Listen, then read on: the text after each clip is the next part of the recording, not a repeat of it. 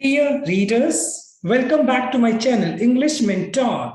Today we are going to analyze the editorial of 25th October. So let us start this editorial in detail. The title of this editorial is No Change. देखो no change का मतलब हो गया कोई भी परिवर्तन नहीं on Pakistan and terror financing. तो फिलहाल अगर मैं बताना चाहूं FATF financial action task force ने पाकिस्तान को पिछले 3 सालों से ग्रे लिस्ट के अंदर रखा है और पाकिस्तान को कुछ सेट ऑफ कुछ एक्शंस दिए हैं, कुछ काम दिए जिसको पाकिस्तान को क्लियर करना होगा, तभी पाकिस्तान को उस ग्रे लिस्ट से निकाला जाएगा। लेकिन अभी पाकिस्तान को रिव्यू किया गया, उस रिव्यू के अंदर पाया कि पाकिस्तान को जो 34 टास्क मिले थे, उन 34 टास्क में से पाकिस्तान ने सिर्फ 30 टास्क को क्लियर किया और जो रिमेनिंग है उसको वो क्लियर नहीं कर पाया। तो इस वजह से पाकिस्तान को फिलहाल भी ग्रे लिस्ट के अंदर बनाए रखना होगा, पाकिस्तान को अभी भी ग्रे लिस्ट में ही रखा जाएगा। The FATF, the financial action task force must ensure, उसको इस बात को सुनिश्चित करना होगा that the investigation of Pakistan comes to an effective conclusion soon. मतलब जो FATF ने पाकिस्तान को इस बात के लिए बोला है कि जितने भी आपके कंट्री के अंदर जो टेरर ग्रुप्स हैं और जो टेरर एक्टिविटीज को प्रमोट करने वाले जितने भी लीडर्स हैं, उनके खिलाफ जल्दी से जल्दी कुछ एक्शन लिया जाए, अदरवाइज पाकिस्तान को ब्लैक लिस्टेड कर दिया जाएगा। और पाकिस्तान ने काफी हद तक उन चीजों पे काम करने की कोशिश की, लेकिन रिव्यू में पाया गया कि पाकिस्तान ने अभी भी एक जो इफेक्टिव कंक्लूजन लेना चाहिए था, वो अभी भी इफेक्टिव कंक्लूजन नहीं लिया गया पाकिस्तान की तरफ से। और FATF ने इस बात का कहीं ना कहीं इस बात का दावा किया है, या FATF ने पाकिस्तान को कहा है कि जल्दी से जल्दी कुछ इफेक्टिव कंक्लूजन लिया जाए, अदरवाइज उनको ब्लैक लिस्टेड कर दिया जाएगा। इन अ रिपीटेशन ऑफ इट्स डिसीजन, देखा मतलब FATF का जो डिसीजन है ओवर द पास्ट 3 इयर्स, पिछले 3 सालों से, the financial action task force said, यानी फाइनेंशियल एक्शन टास्क फोर्स ने पिछले 3 सालों से अपना डिसीजन को रिपीट किया है that members of 39 grouping wanted to retain Pakistan on its grey list of jurisdiction under the increased monitoring। देखिए तो एक्शन जो फाइनेंशियल एक्शन टास्क फोर्स है जिसके अंदर 39 मेंबर्स हैं, यानी 39 जो कंट्रीज हैं उनके डेलीगेट्स हैं, 39 कंट्रीज का एक ग्रुप है और उन सभी ग्रुप ने एक वोट किया जिसके अंदर पाकिस्तान को दोबारा से रिटेन किया जाएगा, पाकिस्तान को दोबारा से ग्रे लिस्ट के अंदर रखा जाएगा। एंड जुरिडिक्शन का मतलब हो गया लीगल पावर, और जो FATF है वो अपना लीगल पावर को यूज करते हुए पाकिस्तान के ऊपर क्या करेगा, इंक्रीज मॉनिटरिंग, यानी बढ़ी हुई मॉनिटरिंग का मतलब हो गया सुपरविजन करना, किसी की समीक्षा करना या किसी की जांच पड़ताल करना। तो पाकिस्तान के ऊपर एक कड़ी निगरानी रखी जाएगी। फिलहाल पाकिस्तान के लिए कोई राहत की सांस नहीं है, पाकिस्तान को अभी भी ग्रे लिस्ट के अंदर ही रहना होगा। The FATF which evaluates country on efforts to check terror financing and money laundering। देखिए FATF का जो काम होता है वो सभी के सभी कंट्रीज क्या करेंगी, एफर्ट्स करेंगे जिससे इस बात का पता लगाया जा सके कि किसी भी पर्टिकुलर कंट्री में टेरर को फंडिंग नहीं होना चाहिए, यानी टेरर एक्टिविटीज को प्रमोट करने के लिए जो फंडिंग की जाती है वो नहीं होनी चाहिए। Eight the same time money laundering, मतलब जो इलीगल जो पैसा होता है उसको मतलब कि उनको टेरर एक्टिविटीज के अंदर लगा देना, तो उनको मनी लॉन्ड्रिंग कहा जाता है। तो इन सभी कंट्रीज को, ये सारी की सारी कंट्रीज कमिटेड है इस बात को लेकर कि उनको इस बात को इंश्योर करना है कि कोई भी टेरर एक्टिविटी को फाइनेंसिंग ना हो, मनी लॉन्ड्रिंग ना हो, and placed Turkey on the grey list. और पाकिस्तान के साथ साथ टर्की को भी ग्रे लिस्ट में रखा गया है। एंड क्लियर मॉरिशस, और मॉरिशस जो कि कंट्री है उसको उस ग्रे लिस्ट से बाहर निकाल दिया गया है।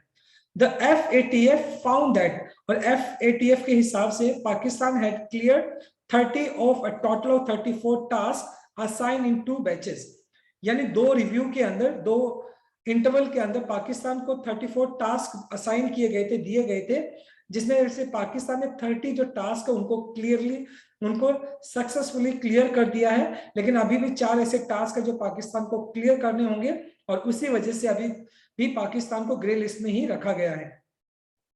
and would face another review in February 22.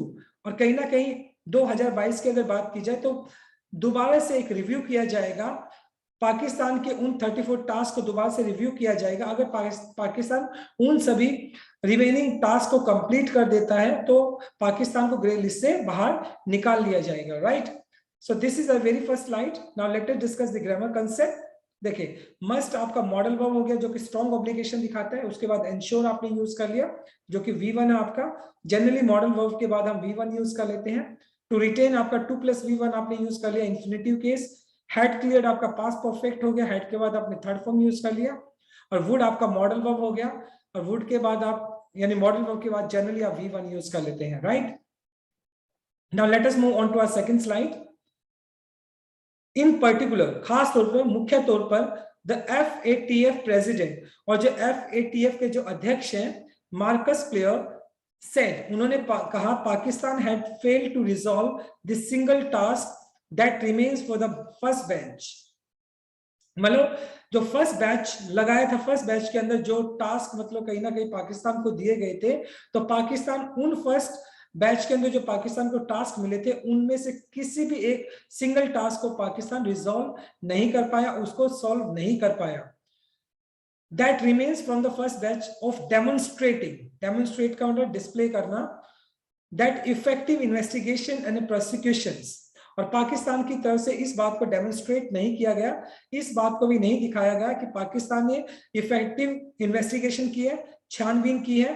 और प्रोसिक्यूशन, प्रोसिक्यूशन का मीनिंग देखो क्या होता है, the institution conduct of legal proceedings against A defendant for criminal behaviour, जिसका मतलब होता है जिसको आप बोलते हैं महायोग चलाना, यानी किसी के खिलाफ केस चलाना। Are being pursued against the senior leadership of United Nations designated, designated मतलब नॉमिनेटेड टेरर ग्रुप्स, यानी कि यूनाइटेड नेशंस ने जो जिन लीडर्स को, जिन टेरर ग्रुप्स के जो लीडर्स हैं, जिनको डेजिग्नेटेड किया है कि ये मतलब क्या है, टेरर ये जो क्रिमिनल्स हैं, जो कि टेरर ग्रुप्स के जो लीडर्स हैं, मास्टर हैं, उनको डेजिग्नेट किया है। और पाकिस्तान के अंदर वो डेफिनेटली सी बात है, पाकिस्तान के अंदर वो है। और पाकिस्तान ने अभी भी उनके खिलाफ कोई भी प्रोसिक्यूशन, कोई भी महायोग उनके खिलाफ नहीं चलाया है, किसी भी तरह का केसेस उनके साथ नहीं चलाया है। फ्रॉम न्यू दिल्ली पर्सपेक्टिव, जहां तक इंडिया के पर्सपेक्टिव की बात की जाए, इंडिया का विचार किया जाए, the most significant, most important, these are Jaish e Mohammed, chief Masood Azhar Lashkar Taiba, chief Hafiz Saeed Dawood Ibrahim and other command and control chiefs of terror groups that target India.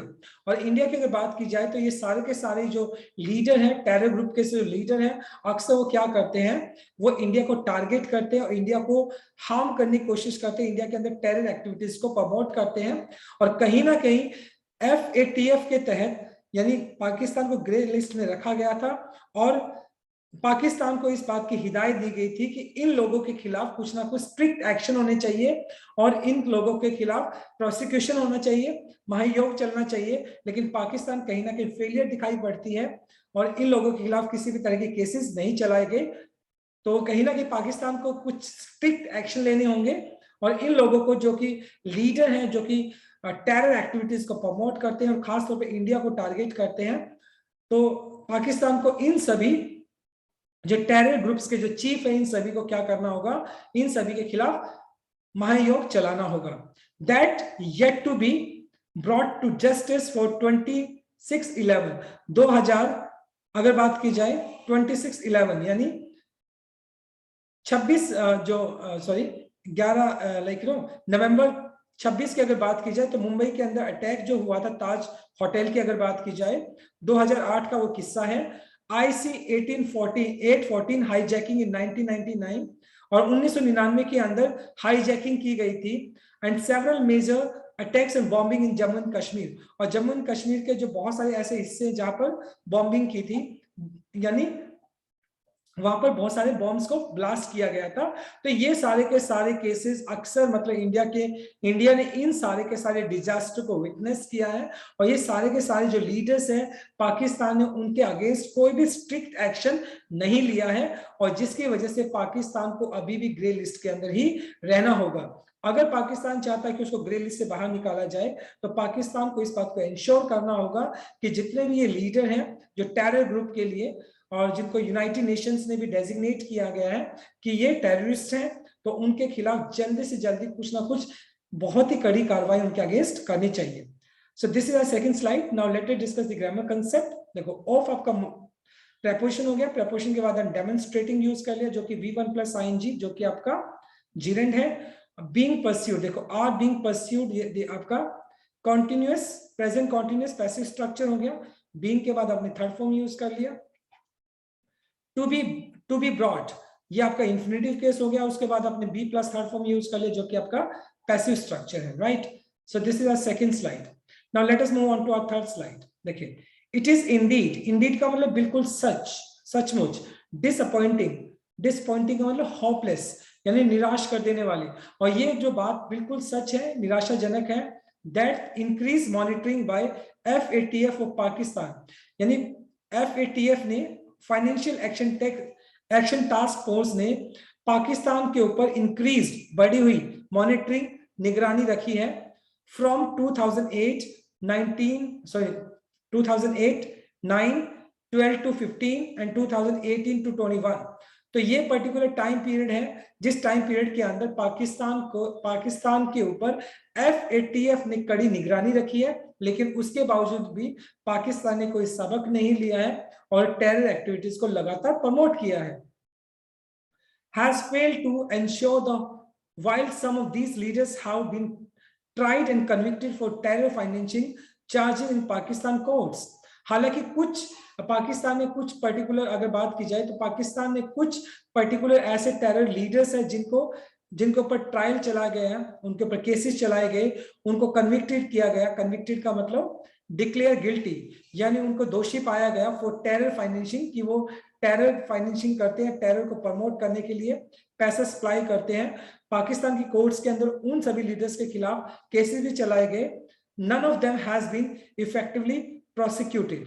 Prosecuted का मतलब केस चलाना फॉर वायलेंस इन इंडिया। लेकिन इंडिया के अंदर इन लोगों ने क्या किया, वायलेंस जो किया है, लोगों की जानें ली है, तो उस चीज को प्रॉपर तरीके से क्या नहीं किया गया, उस चीज को प्रॉपर तरीके से इन लोगों के ऊपर चार्जेस नहीं लगाए गए। This must delete out speak, और कहीं ना कहीं ये जो पाकिस्तान को लगातार ग्रे लिस्ट में बनाया जा रहा है उसको अभी भी ब्लैक लिस्टेड नहीं किया गया है। तो एक बहुत लंबे टाइम से यानी 3 सालों से अगर बात की जाए तो लगातार पाकिस्तान को ग्रे लिस्ट में रखा गया है, और ये जो डिले हो रहा है आउटकम्स का रिजल्ट हो गया स्पीक, ये जो रिजल्ट है वो अपने आप में बोलता है as much to Pakistan lack of credibility.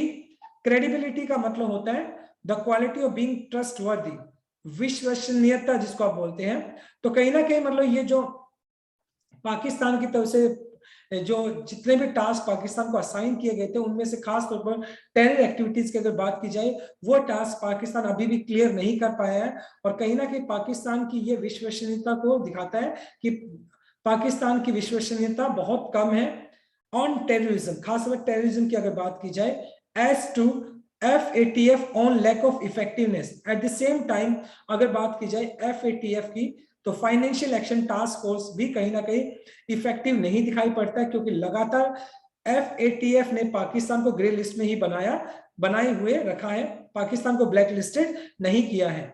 तो कहीं ना कहीं पाकिस्तान भी जिस तरह के एक्शंस उन टेरर एक्टिविटीज को प्रमोट करने वाले लीडर्स के अगेंस्ट लेने चाहिए थे, पाकिस्तान भी उन जो पाकिस्तान के जो लीडर्स है वो एक्टिविटीज को यानी वो पर्टिकुलर उनके खिलाफ जो एक्शंस लेने चाहिए थे उन एक्शंस को प्रॉपर तरीके से पाकिस्तान भी नहीं ले पाया है।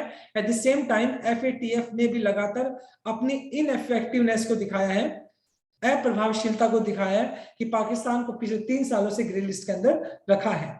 डिस्पाइट के बावजूद Pakistan failure to fulfil its task list, और पाकिस्तान को जो टास्क लिस्ट दिया गया था पाकिस्तान उसको पूरा नहीं कर पाया, उसके बावजूद भी FATF president has made it clear, उसने साफ साफ इस बात को क्लियर कर दिया that they are not considering placing Pakistan on blacklist।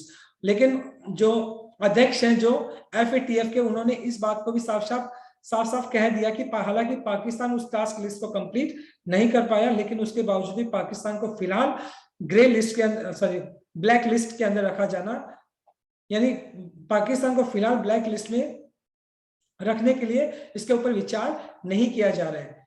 As they से, जैसा कि कहना है उनका, कंटिन्यूज टू कॉपरेट, कहीं ना कहीं मतलब कहीं ना कहीं तो FATF फिलहाल भी पाकिस्तान के साथ कॉपरेट करने वाली है। तो फिलहाल अगर बात की जाए तो फिलहाल पाकिस्तान को अभी भी क्या किया गया है, पाकिस्तान को अभी भी ग्रे लिस्ट के अंदर ही रखा गया है और FATF ने फिलहाल कॉपरेशन की बात कही है। So this is our fourth slide. Now let us discuss the grammar concept. देखिए, मॉनिटरिंग आपका नाउन हो गया, तो इंक्रीज आपका V3 हो गया, जो कि आपका पास्ट पार्टिसिपल एडजेक्टिव की तरह काम कर रहे हैं। have been tried and convicted, देखो प्रेजेंट परफेक्ट पैसिव स्ट्रक्चर हो गई आपका, उसके बाद बीन के बाद आपने V3 यूज कर लिया और कन्विक्टेड भी आपने यूज कर लिया। डिस्पाइट के बावजूद होता है, डिस्पाइट अपने साथ ऑफ लेकर नहीं चलता है, अगर इंस्पाइट होता तो अपने साथ ऑफ लेकर चलता, right. Now let us move on to our next slide number 4। On the other hand, और दूसरी तरफ अगर बात की जाए, FATF has also said, FATF ने इस बात को भी कहा है that it will not remove Pakistan from the grey list, लेकिन at the same time FATF ने इस बात को भी कहा है कि पाकिस्तान को अभी फिलहाल ग्रे लिस्ट में ही बनाए रखा जाएगा, उसको ग्रे लिस्ट से बाहर नहीं किया जाएगा।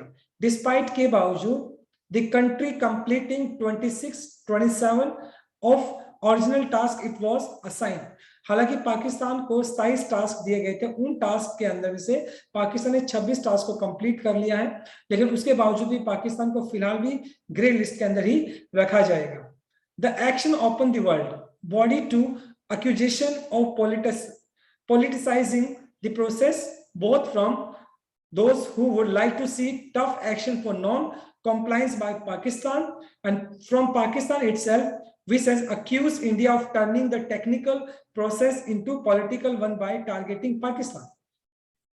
तो ये पूरा का पूरा जो एक्शन, जो पूरा का पूरा ये ड्रामा जो चल रहा है, पूरे के पूरे वर्ल्ड के सामने इसने क्या कर दिया है, इसने एक पूरे के पूरे वर्ल्ड के सामने एक सीन क्रिएट कर दिया है, जिसके अंदर अक्यूजेशन, चार्जेस लगाए जा रहे हैं कि पूरे के पूरे मुद्दे को क्या किया जाए, पॉलिटाइज किया जा रहा है, इसके राजनीतिकरण किया जा रहा है।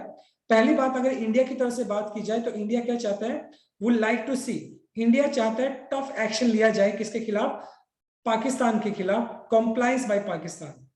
नॉन कॉम्प्लायंस का मतलब किसी चीज का पालन ना करना, क्योंकि पाकिस्तान ने अभी जो सेट ऑफ जो टास्क उसको दिया गया था, पाकिस्तान ने उसको कंप्लीट नहीं किया है, तो इस वजह से पाकिस्तान के खिलाफ कड़ी से कड़ी कार्रवाई की जानी चाहिए और उसको ब्लैक लिस्टेड किया जाना चाहिए, ऐसे इंडिया की एक्सपेक्टेशन है।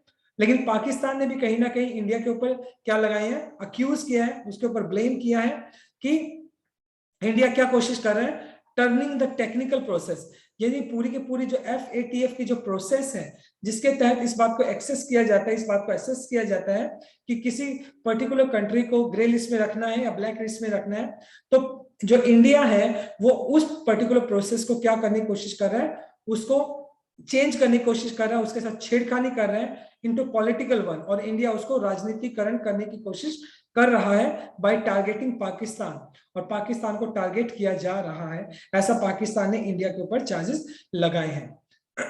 एज ए रिजल्ट, अगर रिजल्ट के तौर पे देखा जाए, परिणाम स्वरूप देखा जाए, the FATF financial action task force must stop, उसको स्टॉप कर देना चाहिए, kicking the proverbial can down the road. ये देखो, kicking the can down the road, ये एक इडियम है जिसका मतलब होता है, देखिए, to avoid dealing with the problem, और कहीं ना कहीं FATF को क्या कर देना चाहिए, इसको रोक देना चाहिए, यानी इस प्रॉब्लम को अवॉइड कर देना चाहिए उस टाइम के लिए। इट मस्ट एंश्योर, और FATF को मतलब क्या करना चाहिए, इस बात का इंश्योर करना चाहिए, the investigation of Pakistan is not an open ended process, कि पाकिस्तान के ऊपर जो अभी फिलहाल कड़ी निगरानी रखी जा रही है, तो वो ओपन एंडेड नहीं होनी चाहिए, and brought to a credible and effective conclusion at earliest, और कहीं ना कहीं पाकिस्तान के ऊपर जो फिलहाल कड़ी निगरानी रखी जा रही है, तो क्रेडिबल का मतलब विश्वसनीय, इफेक्टिव कंक्लूजन, और पाकिस्तान को फिलहाल मतलब उसके ऊपर जो एक कड़ी निगरानी रखी जा रही है, और उस कड़ी निगरानी से जो भी कंक्लूजन निकल कर आएगा, जो भी उसका निष्कर्ष निकल कर आएगा, वो बिल्कुल क्या होना चाहिए, क्रेडिबल होना चाहिए, विश्वसनीय होना चाहिए। वो किसी भी पर्टिकुलर कंट्री से मतलब वो नहीं होना चाहिए, मोटिवेट नहीं होना चाहिए, इन द सेंस कि मान लो जो भी रियल है वो उसका आउटकम वैसा आना चाहिए। Now let us move on to grammar part, देखते हैं। देखिए, हैज अक्यूज्ड हो गया आपका प्रेजेंट परफेक्ट, हैज के बाद आपने थर्ड फॉर्म यूज कर लिया। मस्ट आपका मॉडल वर्ब हो गया जो कि स्ट्रॉन्ग ऑब्लिगेशन दिखाता है, उसके बाद आपने स्टॉप यूज कर लिया जो कि V1 है। द अर्लीस्ट ये आपका सुपरलेटिव डिग्री हो गया, इसके बाद इसलिए आपने आर्टिकल द यूज कर लिया, right. Now let us move on to last slide. In the light of developments in Afghanistan, और जहां तक अफगानिस्तान की अगर बात की जाए, जिस तरह के केसेस अफगानिस्तान के अंदर फिलहाल हमें देखने को मिल रहे हैं, यानी तालिबान ने क्या किया है, पूरे अफगानिस्तान के ऊपर अपना कब्जा जमा लिया है, अगर उस चीज को देखा जाए, and concern over the growth of transnational terror groups. Transnational का मतलब मल्टीनेशनल, और बहुत सारे ऐसे टेरर ग्रुप्स हैं जो कि एक पर्टिकुलर कंट्रीज में ना होकर बहुत सारे कंट्रीज के अंदर वो टेरर ग्रुप एक्टिवेट है, such as Al Qaeda and ISIL, ये टेरर ग्रुप्स हैं, as well as Jaish e Mohammed, Lashkar e Taiba, taking advantage of Taliban take over to build new safe havens and financing networks. और कहीं ना कहीं तालिबान ने जिस तरीके से अफगानिस्तान के ऊपर अपना कब्जा जमाया है, और कहीं ना कहीं ये सारे के तालिबान कहीं ना कहीं एक तरीके से इन सभी टेरर ग्रुप्स के लिए हेवन तैयार कर रहे हैं, एक स्वर्ग तैयार कर रहे हैं, और eight the same time financing network, कहीं ना कहीं तालिबान इन सभी टेरर ग्रुप्स के लिए एक हेवन तैयार कर रहे हैं, एक स्वर्ग तैयार कर रहे हैं, और फाइनेंशियल नेटवर्क्स, और इन सभी जो टेरर ग्रुप्स को है कहीं ना कहीं फाइनेंशियल मदद मिल जाएगी इन केस फ्यूचर के अंदर। इट इज पर्टिकुलरली इंपॉर्टेंट, ये खास तौर पर ये बात बहुत ही मुख्य है, that the FATF keep its commitment, कि FATF अपने कमिटमेंट को, अपने समर्पण को रखे फ्रॉम 2001 से अगर बात की जाए, when it added terror financing to its mandate, क्योंकि 2001 के अंदर FATF ने इस प्रोविजन को इंक्लूड किया था कि उन सभी यानी सबसे पहले इस बात को इंश्योर करना कि कोई भी कंट्री किसी भी तरीके के टेरर ग्रुप को, टेरर एक्टिविटीज को फाइनेंस नहीं करेगा, फंडिंग नहीं करेगा, to prevent all the terror groups from accessing these funding networks, और जिससे कि मतलब ये जितने भी जो ग्रुप्स हैं जो टेरर एक्टिविटीज को फंडिंग करते हैं उनको रोका जाए, उनको प्रिवेंट किया जाए, टू एक्सेसिंग का मतलब हो गया रीच और गेन एक्सेस टू, मतलब जो फंडिंग करते हैं उन टेरर ग्रुप्स को, उन फंडिंग ग्रुप से वो जो टेरर ग्रुप है उन फंडिंग ग्रुप तक ना पहुंच पाए, और eight the same time FATF को इस बात को इंश्योर करना